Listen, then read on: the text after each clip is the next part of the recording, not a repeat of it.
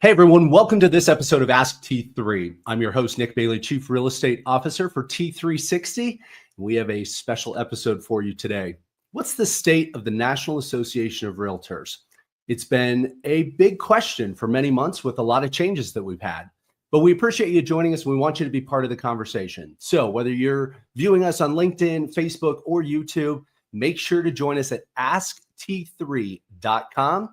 Ask a question, join the conversation, or give us a show idea. We always want to hear your feedback. So joining me today is the Chief Executive Officer, Nykia Wright from NAR. Nykia, thanks for joining us. Thank you so much. Good morning.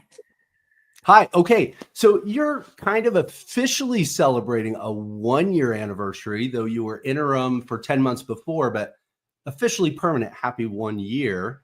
What's happened in a year? A significant amount, Nick, as I'm sure from an outsider that you see, but also from an insider understanding everything that we've been doing across the business. When I started at NAR, I knew that we needed to outrun irrelevance. And so a lot has transpired.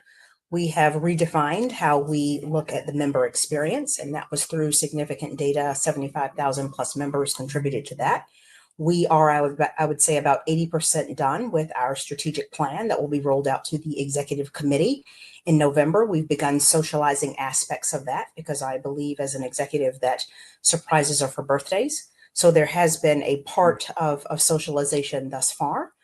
We have re-engineered the entire executive team here at NAR. There were core groups and leaders that we wanted to sort of keep in place because of their prowess and significance in the industry. And we added talent there. We have restructured some of our workforce. There were people who got us here that would not be able to sort of take us to the next chapter. And so we dissolved of those relationships. We have brought in more people who are from outside of the industry to give us that outside of the industry perspective. And we are socializing that across the country. So a lot has transpired. We are very familiar with the challenges that realtors and brokerages are having across the country. And our job is to be back to basics and help them solve that. Well, it's no small task. And certainly I've had the pleasure of seeing you. We had you at our T3 Leadership Summit, had a chance to meet you in person. And the response I'm hearing from the industry is you're the real deal. You're rolling up your sleeves. You're making sure to be transparent about, hey, here's what's happening. And it's not easy work. But where we are, say, a year later, how does this translate to a member that says, I'm not sure if I want to be a member. Maybe my MLS is not going to be associated with the or be involved with the association. I don't need to be a member. What's your message to say, we have value and here's why? So there are sort of 9 core things that we're working on. And I realize that sounds academic, Nick, but the challenge that I've had with, I think, some of the interviews that I've had is I've left and some people have said, well, you didn't tell me anything. And so if we want to get meaty, we've got to get meaty. And there are sort of 9 things. I'll just quickly read those off because this is super important, right? Let's get meaty. We like that. Delivering market-leading research. We have one of the top 5 economists in housing statistics and research around the country. And so we are deploying tools and services to make sure that realtors have evidence of what's going on in their local market and also what's happening at the national level in order for them to help get to their next deal. We're advancing business-centric tools. People understand and know about SCV, but we also understand that people are asking about AI. They are asking about RPR. They're asking about what we're doing with SentryLock. And so our ability to advance that and communicate that in ways that help them perform higher order activities is super, super important. We're elevating our education and events portfolio. Education is the name of the game. There is no brokerage around the country that is not investing in that because training is important. But if NAR is going to be the true base camp of the industry, people should feel confident that regardless of where they are in the ecosystem, they should always be able to come back to us as we continue to build that portfolio based upon what's going on out there in the market. We've got amplifying the advocacy impact. 9 out of 10 people will be able to say that NAR is known for advocacy. That is absolutely true. We are the belle of the ball as it relates to that, but we are not resting on our laurels. Not only do our realtors benefit from that, but real estate agents who are not realtors benefit from that. And certainly at the end of the day, consumers benefit from that. So we are sort of doing the Lord's work. In some cases, we are most thankful for the ability for realtors to sort of pay into that system to help us get that done. We're elevating the realtor brand. There are articles that are sort of circulating most recently, and it's true. People are trying to understand what is that daylight that we are putting between what a realtor is and a real estate agent. Well, we are working on the trademark protections, but not only that, we are sort of amplifying what we are doing all the way down to the local level to help that. Being the first voice in real estate. We used to be the voice of real estate, but when I say we used to be, that was circa 50 years ago. Right now, we understand that this is a very large ecosystem and we cannot be all things to all people, but certainly with respect to our advocacy, our research, our ability to have information first, we should be able to properly disseminate that throughout the nation and certainly to our members to help them understand the entire ecosystem. Rebuilding partnership foundations. You mentioned just a minute ago our relationship with brokers and how we are sort of trying to transform that. We must go back and repair those relationships, and we are well on our way to doing that. Centralizing relationship management. Most people said when they called NAR, they looked and saw that NAR operated in silos. When you call NAR, you should get consistent egalitarian messages, and it should not be based on a person, but it should be about the dissemination of information in an egalitarian way. And then lastly, we have creating valuable business solutions. We have to save space in our budget and our strategy for future proofing the business and helping to protect realtors. And so while we don't know what the world will look like in 5 years, we have space for thinking about the future going forward. So when people say, what value are we bringing? We want people to understand that we are working just as hard as they are to get to their next deal. That's no small plate that you've laid out there with those 9 things. Now, I just this month, I'm celebrating 29 years as a realtor myself, even though I've had many different jobs throughout the industry. I've always felt that lobbying has been one of NAR's biggest components that maybe in my view haven't talked about the most. I never wanted a discount on a Buick, but I thought it was really important to have an organization at the Hill being an advocate for consumers and home ownership. What would you say looking ahead when you think of just the overall buying and selling atmosphere in our country that are the most important aspects that lobbying can help maybe improve for buyers, sellers, and obviously then agents helping them transact? That's fair. And so when you say can help, that sort of has a future aspect. There are elements where they are actually doing this today. So interest rates is super important when we talk about the affordability issue. Insurance is super important. And so one of the things that we have the benefit of doing at the national level is understanding what's happening in different corners and pockets of the country, understanding if that wave is coming westward or eastward and what we need to do about that. So insurance is also going to be improving to be cost prohibitive in some areas. Inventory, right? So those are the 3 primary things that the team is looking at and partnering with in Washington. It's not just going and talking to lawmakers. It's not just going to talking to HUD. It is being part of think tanks. It's being part of roundtables. It is getting in front of the right people at the White House. The last time that I went to Washington specifically as it relates to visiting with congressmen and women was earlier this year. And the compliment that they gave us unanimously was, a thing about NAR's advocacy that is different from any other advocacy machine across the nation is they explain it to us. And while we may not always agree, we have a baseline understanding of where they are coming from so that we can sort of promote those activities and thought processes in our deliberation and decision making. And so being able to do that across the nation is super important. And so it's not just what can we do, it's what are we doing day to day.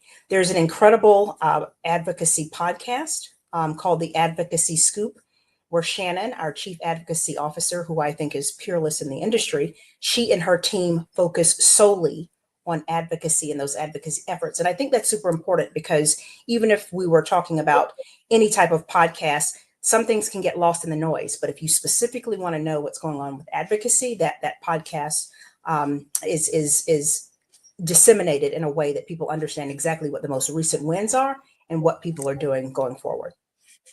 I think that's really important. And, we talk about, there's a stat out there that 87% of agents that get a license don't have it 5 years later. So they're, unfortunately, the barriers of entry to get into the business are low. The barriers of success are really high. And so a lot of agents didn't experience the Great Recession. But I personally witnessed during that time, one of the most important advocacies was the fact that a lot of lawmakers didn't understand what a short sale was. And because of the efforts of NAR and some of the large companies in the United States, the idea of not just everything was a foreclosure, it changed the landscape for banking and the entire industry as a whole. Long-winded way to say, is affordability the number one issue you're dealing with on the advocacy side, or is it something else? I don't know if I would say what is the number one issue. I would say all of those issues go hand in hand because affordability is the total cost of ownership. Interest rates and insurance are part of the total cost of ownership. But I know that you just gave an anecdote about the Great Recession. I'll bring you forward a little bit to COVID. Through our advocacy efforts, the independent contractors were considered essential workers. And so even if you look at the graph of our membership, there was a slight spike around 2021. And that's super important because people were entering the industry. They were seen as essential workers and they were able to buy and sell homes in areas that other people did not have those advocates. And let me ask you this. You were known as a change agent in your previous role at the Chicago Sun-Times. From what I've read and researched, you made some big impacts there. And how much of that has translated to this role? And are there any specifics that you say are very parallel? I have PTSD from the Chicago Sun-Times, and so I bring that to work. Sorry to bring that up, maybe. No, not sorry. As a matter of fact, it is exactly why I am sort of who I am and the lens through which I look at this opportunity. And so why do I have PTSD? That was an industry that was under siege. That was an industry that is continuing to be under siege. We were cash strapped and we had to figure out where we were going. While NAR certainly is not cash strapped, we are nowhere near as wealthy as we were in a pre-settlement world. And so that PTSD is how I bring myself to work. When I was elevated to become the CEO, it was sort of bittersweet. Congratulations on this opportunity. That was at the end of November, but going towards Christmas, I did not know if I was going to be able to make payroll, right? And so that was a real interesting moment. And so my job throughout the rest of my career, whether it's at NAR or anywhere else, is to absolutely prevent that circumstance from ever happening again, right? And so I look at the financial statements through that lens. I don't wait until we've overspent to say, why did we overspend? I'm looking at it as we go along to say, where can we cut here? How can we think about different ways to continue to add value without necessarily increasing costs? And revenue is super important. How do we look at the diversification of revenue streams? Just like any business that sort of has staying power for the next 50 some odd years. I have that same lens here. I think you touched on something though that I think is a really important lesson, at least given my experience that I've looked through, especially for brokerage owners out there, is many don't cut fast enough or change the financial landscape fast enough. Even though it feels like the market moves really quick, it takes a year before it's a slower market. It takes a year before it's a quicker market. But still, I think that's a good lesson of any owner out there. And it is for any agent too. Make the financial changes sooner than later. You'll see the benefits. So absolutely. I think that's a great lesson. A great lesson. Let me ask you this. Can we talk about your leadership a little bit? Because I've been impressed when I've met you and heard you. You seem like a very strong leader. And when strong leaders come into organizations, and especially when you've made personnel changes like you have, how do you do that and create an atmosphere that's still fun and exciting for people to be part of, which I've seen leaders do? Or the other side is there becomes a fear-based culture of everyone is walking around not knowing if there's a hatchet person coming after them. Where is that balance and how do you do it? That is extraordinarily difficult, Nick. Extraordinarily difficult. First and foremost, the reason that I was brought in is because change needed to happen. And if I was going to evolve the business at the same pace that we were before, we weren't going to get anywhere. So change happens. One of my sayings is change is not the enemy, but irrelevance is, right?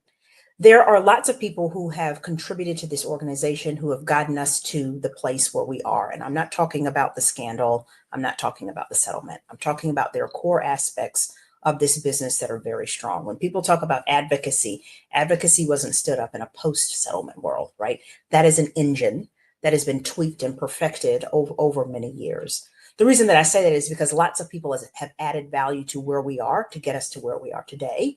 But as you know, what got you here will not necessarily get you there. Turnarounds require a significantly different mindset, and I'm very empathetic to those who did not sign up for that. A lot of people don't sign up for running faster than the scandal. A lot of people don't sign up for running faster than the significant $500 million payment that we have to make. And so managing that and doing right by people if they are not able to help us continue in the next leg of the journey is important. I do think that if people think that you are turning around a business, getting it back on financial footing, regaining trust, oh, and by the way, you're also on the list of best places to work, someone lied on that survey. Right. So it's very, very difficult. But I do think that the more transparent that I am, the more I'm telling people where we are going. I think the better people can pick and choose. Is this where I would like to be? Do I want to be part of the biggest real estate turnaround in history? Or do I want to take my talents elsewhere? And the thing about a free market is people have that choice. If you look at, I think problem solving is a big part of the industry, no matter what job you have. If you're a real estate agent, you're problem solving on behalf of your buyers and sellers. If you're a brokerage, you're problem solving for your agents. If you're a franchisor, you're handling challenges. The same with you, you're handling challenges. Do you thrive in those environments? Is that what gets you up and gets exciting for you to say, I can come in because I can handle the tough stuff? Yes. That what drives you on this? And yes. The converse of that, what are the bright lights of your day? What do those look like that are maybe not handling all the negativity and the tough stuff? Well, the interesting thing is I laugh more in this job than I have laughed throughout my entire career. As I was climbing, as I was dealing with other companies, I was much more serious trying to figure out the mechanics. But one thing that I've learned is in a turnaround, it's already going to be difficult. The other aspects can't be as difficult. If so, you're going to wipe out pretty quickly. Sherry Chris is in town today. She's sort of 2 offices over. And we were talking this morning, and I tell people know that business is my sport. When I grew up, I thought I wanted to play women's basketball, and I saw the salaries of those players, and I said, that's not going to help me make a living. So I chose business as my sport, and I really, really enjoy it, right? I've read over 600 business books. There aren't that many things that come toward me that I don't have distance and feel and see before they get there. You know that I have an undergraduate business degree. I studied at Cambridge. I studied at the Indian School of Business. I studied at Dartmouth. Business is my sport. And so this is something that I enjoy helping to give back. I tell people there are 2 organizations that I've been a part of whose mission I remember. One is my business school, and I was just there last week, and that is bettering the world through business. And the other is NAR, protecting, preserving, and advancing home ownership and property rights for all. That's an interesting and mean intersection. So yes, this is grueling work, but I'm having an enjoyable time ensuring that I am impacting in the same way that you are and everyone else in the ecosystem, small business owners around the country who have decided through capitalism to make this their choice of earning a living. And so that's a heavy crown to wear, a heavy responsibility, but it's what I signed up for. So let me ask you this. Fast forward a little bit. You've been in the role kind of a year and 10 months, a year officially, like we talked about. If you had to fast forward, whether it's 1 more year, 5 more years, or 10 more years, what do you want your legacy to look like from this role? At the most basic level, that I left the organization in better shape than I found it. That's the role of every executive, whether you are a founder or whether you are any other tourist along the journey of that business. This is a 108-year-old business, right? So it outlasts the lifespan, certainly, of the average American. And so as the tourist that I am, in the seat that I am in, did I leave it stronger, and how much stronger did I leave it? And so when I look back at the Chicago Sun-Times, the fact that they were able to merge with WBEZ and go along their way and sort of have patient risk capital to take them through that next leg of the journey, that was a success. When I look at what we should be able to do in terms of convincing people that this is more of a business that you want to lean into as opposed to lean out of, and that there is no one else in America that can do some of the core things that we can do, and being able to prove that, my legacy will be intact. And two more questions to round us out today. One of them is, you talk about all the details, the full plate, the 9 things. If you said, Nick, here's the one thing in the next 12 months. This is my biggest rock that 12 months from now, I'm going to come back on and see you. And I'm going to say, we did this. What would that one thing be that's your biggest rock on your mind? We have stabilized membership numbers, not so much because of revenue and what that means to the income statement, but because people have begun to believe in what we are selling in terms of value across the nation. They would want to be a part of this base camp more than not be a part of it. I love that. I think that's a great rock to move. Okay. Final question is, want to get to know you more. So you mentioned being a tourist just a minute ago. I know, I hear through the grapevine, you love fast cars. Now we know about basketball. What is it that is something that you haven't told the industry yet? That's not a big, dark, deep secret. We're not TMZ here at T360, but share something that maybe is interesting that we like to know about you that we don't. Well, I'll tell you a quick story because I think that this is appropriate. And my quick preamble is, a lot of people look at what's happening at the local, state, and national level in terms of politics. I encourage people to look at the local level and look at the highest floor in their building, because that's typically where the CEO sits. But I'm more interested in people having an understanding of how hard their CEO is working for them. To me, that's important because that is the most significant driver to your income, your W-2, all of those things. And so what a lot of people don't know about me is my mother is one of 7. One of my uncles started working at Arthur Andersen in the 70s. He had to partner with a volunteer organization. He chose the Junior Chamber of Commerce in DC. He met Katharine Graham's son. Katharine Graham was the owner of the Washington Post. They became friends, and he said, you should invest in my mom's company. So he went to a shareholder meeting and he invested. In the 70s, the biggest issues for newspapers were the content and late delivery. My uncle got up and asked an asset allocation question. A board member came up to him after that and said, I think what you said is very interesting, and you should consider investing in my company out west. That man was Warren Buffett. My uncle invested in Class A shares when they were $400 a piece. They're now, of course, trading at. Oh, come on. That's just going to make us all feel terrible. No, well, okay. I'm not in the will. So if there is an egalitarian moment. You're back on. Keep going. You're fine now. But what's most important about that, though, is I was able to tag along with him to shareholder meetings. And when I finally got the opportunity to cobble together the $3,300 for Class B in order to go in, because Class A has never split, so it was cost prohibitive, I was able to go to shareholder meetings with him in Omaha, Nebraska. And what I most enjoyed was the Woodstock of capitalism, seeing Warren Buffett and Charlie Munger sit at a table, drinking their Coca-Cola, eating their See's candy, and answering questions from any of the 40,000 plus people that were there at the shareholder meeting about the business. So what did that tell me? That told me that they were executives of transparency. That told me that they were well read because they didn't see the questions ahead of time. And they told me that they were not afraid to be in the mouth of the lion to help people understand what they were doing and the value that they brought to the business. It also taught me what being an executive owner is like. While we do not own NAR, we have a culture of acting like owners. And so all of those things have shaped how I see business, how I operate in business, the lens through which I bring my best self to work as an executive, especially as it relates to transparency. And so that's how I cut my teeth on the executive that I wanted to be. What a great story to translate how many years later that set the tone for you. The right leader, I think, at the right time with the right organization. Nykia, thanks for joining us today. Thank you so much for the opportunity. All right, everyone. Thanks for joining us. Ask T3. It's about big questions and smart answers, and she definitely had smart answers. So I will say it again, the right leader at the right time for the right organization. Nykia Wright, the CEO of NAR. Thanks for joining us, everyone. Just as a reminder, visit us at askt3.com, shoot out your questions, be part of the conversation, and we'll see you again next time.